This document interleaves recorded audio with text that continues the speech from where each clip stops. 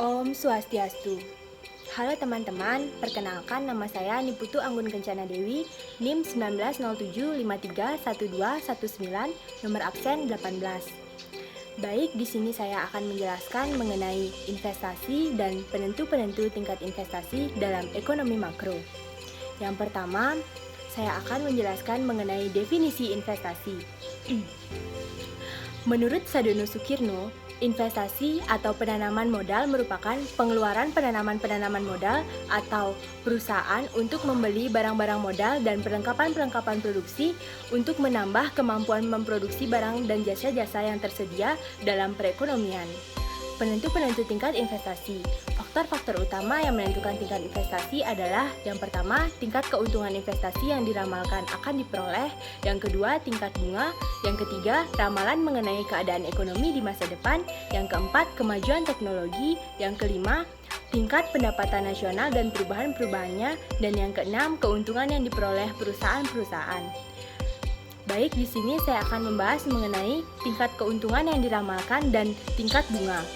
Ramalan mengenai keuntungan masa depan akan memberikan gambaran kepada para pengusaha mengenai jenis-jenis investasi yang kelihatannya mempunyai prospek yang baik dan dapat dilaksanakan, dan besarnya investasi yang harus dilakukan untuk mewujudkan tambahan barang-barang modal yang diperlukan. Sedangkan tingkat bunga menentukan jenis-jenis investasi yang akan memberi keuntungan kepada para pengusaha dan dapat dilaksanakan. Yang kedua, tingkat pengembalian modal.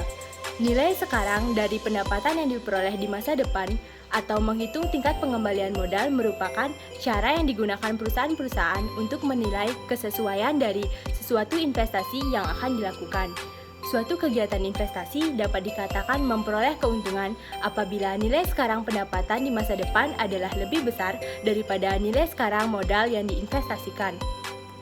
Baik, selanjutnya adalah efisiensi modal marginal. Efisiensi modal marginal akan diperoleh berdasarkan kepada jumlah modal yang akan ditanam dan tingkat pengembalian modal yang diramalkan. Yang keempat, tingkat bunga dan tingkat investasi. Apabila tingkat bunga lebih tinggi dari tingkat pengembalian modal, investasi yang direncanakan tidak menguntungkan. Oleh sebab itu, rencana perusahaan untuk melakukan investasi akan dibatalkan. Kegiatan investasi hanya akan dilaksanakan apabila tingkat pengembalian modal lebih besar atau sama dengan tingkat bunga. Yang kelima, ramalan keadaan perekonomian di masa depan. Dalam menentukan apakah kegiatan-kegiatan yang akan dikembangkan itu akan memperoleh untung atau akan menimbulkan kerugian, para pengusaha haruslah membuat ramalan-ramalan mengenai keadaan di masa depan. Yang keenam, perubahan dan perkembangan teknologi. Kegiatan para pengusaha untuk menggunakan teknologi yang baru dikembangkan dalam kegiatan produksi atau manajemen dinamakan mengadakan pembaruan atau inovasi. Pada umumnya, makin banyak perkembangan teknologi yang dibuat, maka makin banyak pula kegiatan pembaruan yang akan dilakukan oleh para pengusaha.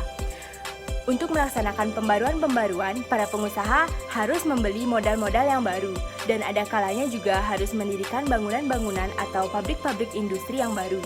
Maka, makin banyak pembaruan yang akan dilakukan, makin tinggi pula tingkat investasi yang akan tercapai.